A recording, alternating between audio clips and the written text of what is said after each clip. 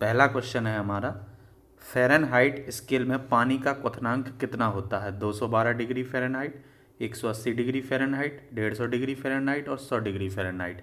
तो हम जानते हैं कि जो हमारा वाटर होता है, पानी होता है, उसका क्वथनांक होता है 100 डिग्री सेंटीग्रेड, लेकिन यहाँ पर पूछा हुआ है हमसे फ़ारेनहाइट में। तो आपको जो कन्वर्जेशन का फॉर्मूला होता है फ़ारेनहाइट, डिग्री सेंटीग्रेड और र्यूमर का, वो याद रखना है। मैं आपको बता देता हूँ।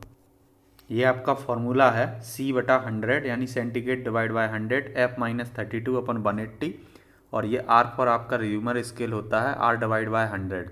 तो आप जानते हैं कि वाटर का आप क्वथनांक 100 डिग्री सेंटीग्रेड होता है, तो C को हम 100 ले लेंगे बटा 100 और बराबर में फ़ारेनहाइट में हमें निकालना है, तो F-32, ये F-32 डिवाइड बाय 180, और इसको हम हल कर देंगे तो ये 100 से 100 कैंसिल, इधर 1 बचेगा, तो ये हो जाएगा 180 बराबर F-32। 32 इस साइड जाएगा तो इसमें प्लस हो जाएगा, ये माइनस का इस साइड जाएगा प्लस हो जाएगा, तो 180 में 32 जब हम जोड़ेंगे तो हमें मिल जाएगा 212। तो क्या हो जाएगा, फ़ारेनहाइट स्केल में हो जाएगा पानी का क्वथनांक 212 डिग्री फ़ारेनहाइट। तो इस हिसाब से आपका ऑप्शन नंबर ए राइट हो जाएगा। अगला क्वेश्चन देखते हैं। केल्विन में पानी का जमाव बिंदु आपको बताना है। तो केल्विन में पानी का जमाव बिंदु के लिए ऑप्शन आपको दिए हैं 370 degree kelvin, 313 degree kelvin, 303 degree kelvin और 273 डिग्री केल्विन। तो पानी का जो जमाव बिंदु होता है वो 0 डिग्री सेंटीग्रेड होता है, और जब हम सेंटीग्रेड को केल्विन में कन्वर्ट करते हैं तो 273 जोड़ देते हैं। तो इसलिए आपका option number D 273 degree kelvin right हो जाएगा। अगला क्वेश्चन देखते हैं। किस तापमान पर फ़ारेनहाइट और सेंटीग्रेड थर्मामीटर समान रीडिंग देते हैं? -36 degree centigrade, -39 degree centigrade, 40 degree centigrade और 42 डिग्री सेंटीग्रेड। तो आपको याद रखना है -40 डिग्री सेंटीग्रेड पर, जो आपका 40 डिग्री सेंटीग्रेड पर फ़ारेनहाइट और सेंटीग्रेड समान रीडिंग देते हैं, तो ऑप्शन नंबर सी आपका राइट हो जाएगा। -273 डिग्री सेल्सियस को केल्विन स्केल में आपको बदलना है। डिग्री सेंटीग्रेड आपको ये दिया हुआ है, केल्विन में बदलना है। तो अभी मैंने आपको बताया जो आपका डिग्री सेंटीग्रेड है, इसमें हम 273 यदि जोड़ दें तो केल्विन में बदल जाता है। तो ये माइनस का है, ये प्लस का है, तो 0 डिग्री केल्विन आपका राइट हो जाएगा। ऑप्शन नंबर पहला ही राइट हो जाएगा। अगला क्वेश्चन देखते हैं।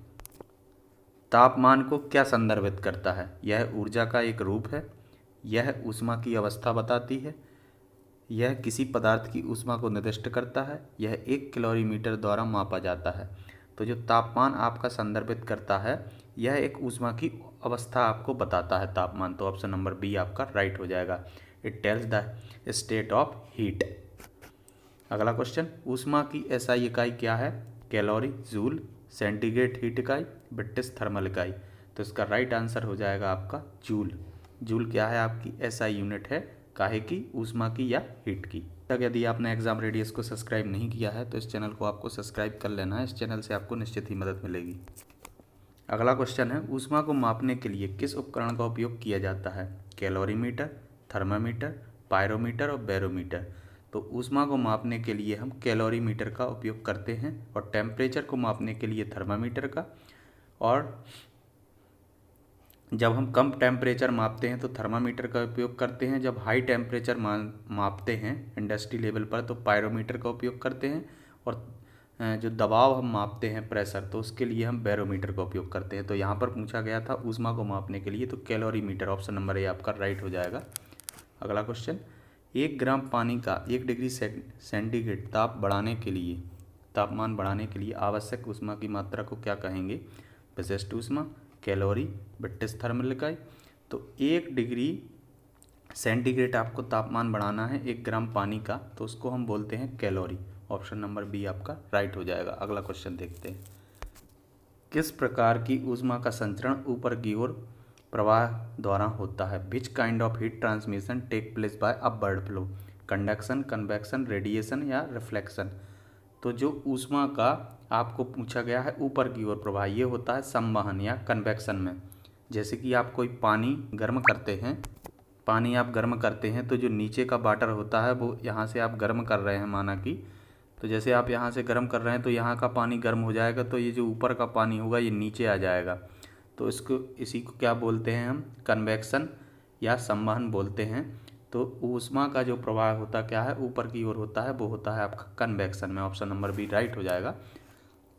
यदि गर्म, अगला क्वेश्चन, यदि गर्म करने पर ठोस की लंबाई बढ़ती है तो क्या कहलाता है? जब आप किसी ठोस को गर्म कर रहे हैं और उसकी लंबाई में वृद्धि हो रही है तो उसको क्या बोलेंगे? रेखीय प्रसार,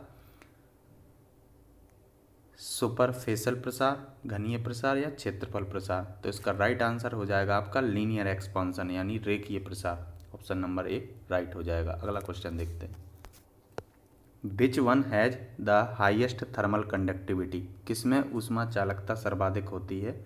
ठोस बर्फ, पिघलती बर्फ, पानी और वाष्प।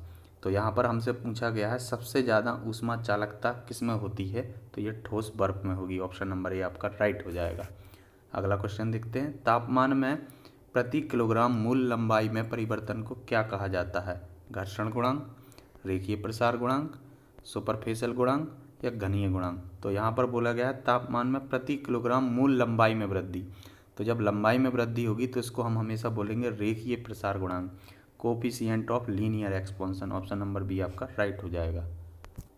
अगला क्वेश्चन है 45 डिग्री सेंटीग्रेड को फ़ारेनहाइट में परिवर्तित करें। तो मैंने जो फॉर्मूला आपको बताया था C/100 बराबर F-32, F- ये 32 है, डिवाइड 180 और बराबर में होता है आपका R/80।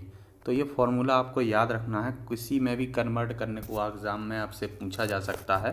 तो यहाँ पर डिग्री सेंटीग्रेड दिया हुआ है तो इन दोनों का हम उपयोग कर लेंगे। ये सभी बराबर में है, आप इन दो का भी उपयोग करते हैं। जैसे रियूमर डिग्री आपको दे दे और सेल्सियस में पूछे तो इन दोनों का भी आप उपयोग कर सकते हैं और आंसर निकाल सकते हैं। तो यहाँ 45 डिग्री सेंटीग्रेड दिया हुआ है तो हम इसको ज्यों कहते हैं लिख लेंगे 100 और बराबर में F-32 ज्यों कहते हो और डिवाइड में 180।